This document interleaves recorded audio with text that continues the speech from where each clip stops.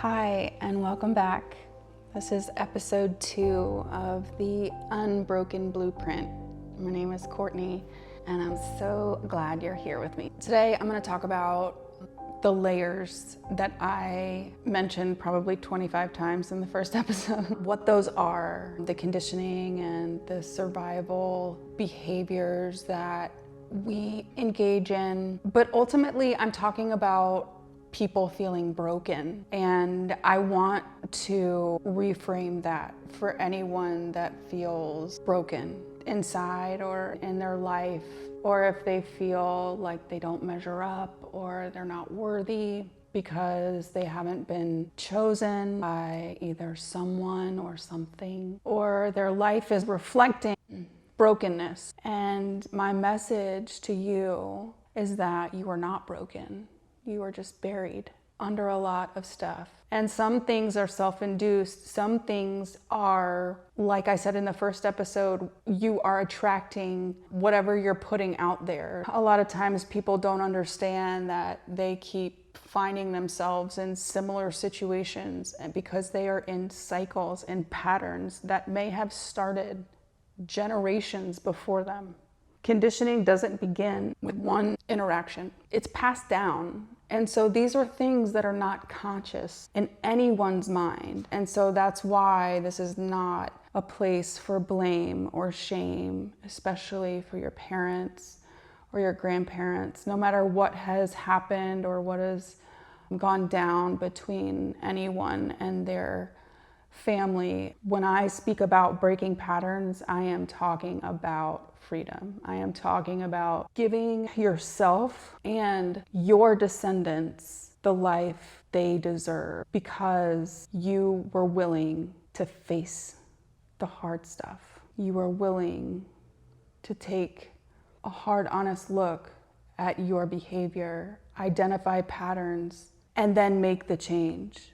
It's one thing to identify them, and a lot of people can know things. You can have awareness of, yeah, I'm not great at this. You can have sort of an identity around brokenness, and that's called Woundology. Yes, that's what it is. I learned about that in one of my programs. It's called Woundology, and that's taking on the identity of your wounds. And people become victims of their life that way because they've gotten so aware of their conditions that they feel like that's just who they are and they can't get out of it. And I beg to differ, because there is a difference between identity and adaptation. When you are adapting to things that are happening to you, and let's say some pretty crappy things are happening to you as a child, you start adapting, and then you start having defense mechanisms, expectations that more crappy things are going to happen, and the ball starts rolling. And then what's showing up in your life is reflecting that you are not good and you're not worthy and you're broken. But what I'm saying is that you're just being buried. And if you know your true identity, if you can understand a concept like the unbroken blueprint that's encoded inside of you, that can be activated, and you can be a version of yourself that exists regardless of the environment you find yourself in, regardless of the people that are in your life. You can take ownership of that, and you can know that is good, that is worthy, because that is created by God. And that is power back in your hands. It's the opposite of woundology. It's the opposite of staying in your wounds. It's saying, yes, I'm wounded, I'm down, but I'm not out. And you take control by being honest. I lived a lot of my life numbing and distracting and modeling that behavior from a lot of people who numbed and distracted themselves. And then it bled into my adult life. And then I categorized that as normal life. Because when everything else around you is saying, oh, no, that's just how we live, or that's just how our family does things, or this is how we do it where I'm from, you know? And by the time that I was 20, I had a lot of ingrained beliefs that were completely misaligned with my unbroken blueprint. And I think that's just part of it. I think there's so much challenge and struggle, but I don't believe that God gives us that just to live in that. I just don't believe that.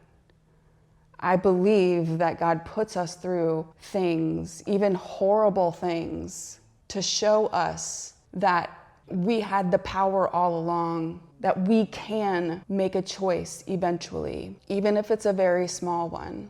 You can change your life. You don't have to prove who you are to anyone. Your unbroken blueprint is undisputed by God.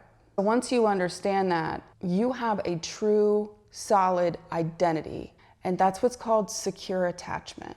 When you have a secure attachment to yourself, you're able to sit alone and enjoy your own company. You're able to experience solitude without panic, without sadness, guilt, or fear. All of those things come from insecure attachment styles. I want to talk about attachment.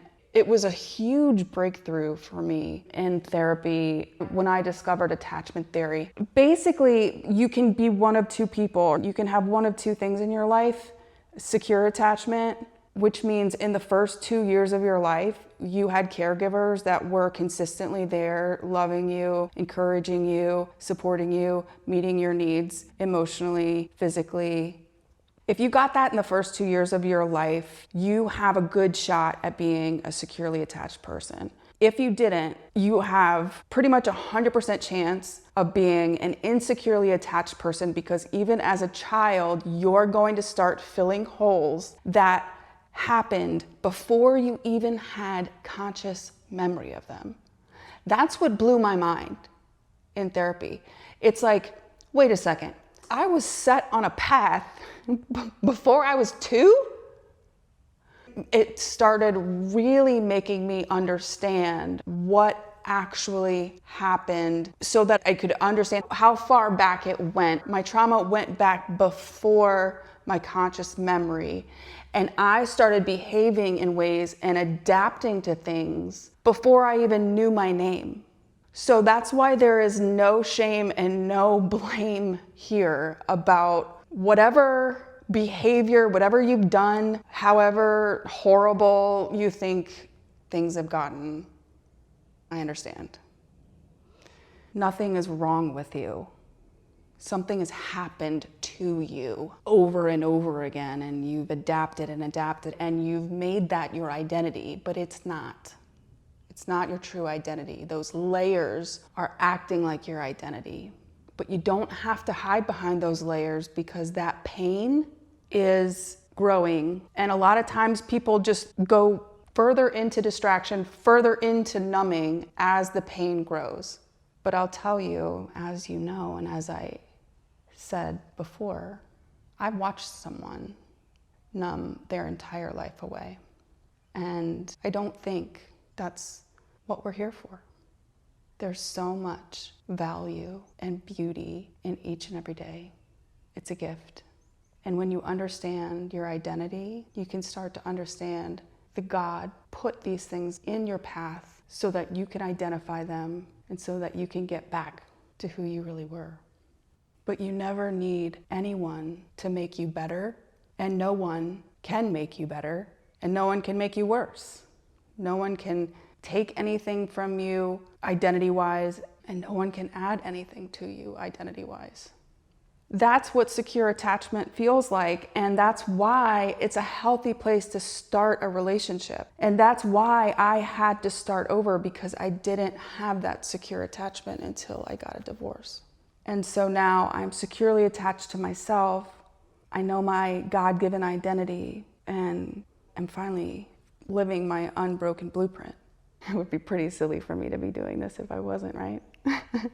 But I was going about things the wrong way, and I spent a lot of time in pain, and I hurt other people as well with my actions. I was not perfect, and I definitely have made mistakes, and I am hoping that This gives people a safe space to feel human and to feel optimistic about just being you. Just being you is special.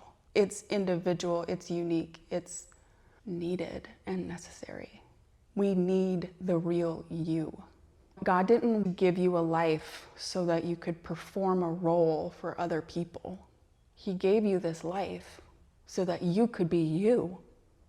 And I'll tell you, it feels great to be me now, but it's been pretty dicey till now, I'll have to say. I want to tell you with full faith and confidence, keep showing up for yourself. Whenever you feel like, if I do this, I am doing this for validation or approval or love, just stop, say, what do I need to do right now to take care of me? Not make you feel good, not distract your brain, not give you an excuse to be indulgent. What can I do to take care of me right now? And stop trying to outsource comfort, security, and love anywhere except from God.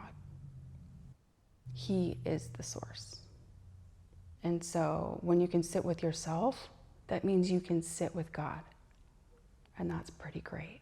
But a lot of times, even people who are very religious or spiritual, they can't really sit because they still have layers. And I still have layers. I'm not completely healed. There's no completely healed. It's a process that's probably going to take my whole life. I don't know. But I know this stuff that I'm saying is true, just like I know my name's Courtney.